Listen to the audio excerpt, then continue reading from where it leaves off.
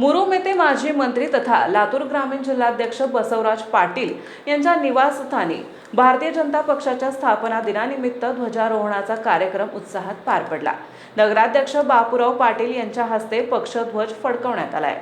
यावेळी शहरासह पंचक्रोशीतील भाजपचे पदाधिकारी, कार्यकर्ते आणि समर्थक मोठ्या संख्येने उपस्थित होते।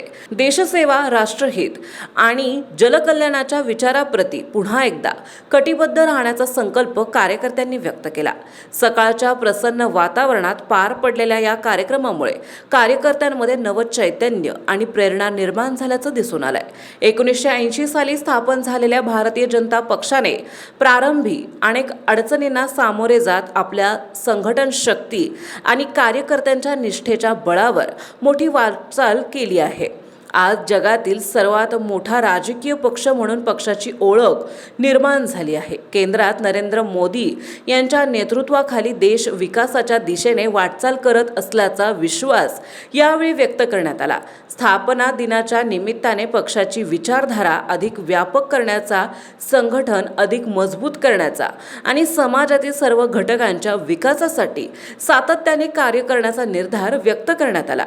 या कार्यक्रमास नगराध्यक्ष बापूराव काका पाटील, उपनगराध्यक्ष रमेश चव्हाण, नगराध्यक्ष गणेश अंबर, माजी नगराध्यक्ष बबन बनसोडे यांच्यासह सचिन फनेपुरे, राजकुमार अंबुसे, सुजित शेळके, शाहूराज भोसले, गोस शेख, प्रकाश कंटेकुरे, अमर भोसगे, भरत गायकवाड, राजू मुल्ला, सूर्यकांत पाटील, इंगळेसर, श्रीराम कुलकर्णी, प्रकाश भोसगे, झाकेर जामदार, रूपचंद गायकवाड, विकास बिराजदार, शिवा दुर्गे, अण्णाराव पाटील, तुकाराम ममाळे, अरविंद बोकडे आदींची उपस्थिती होती।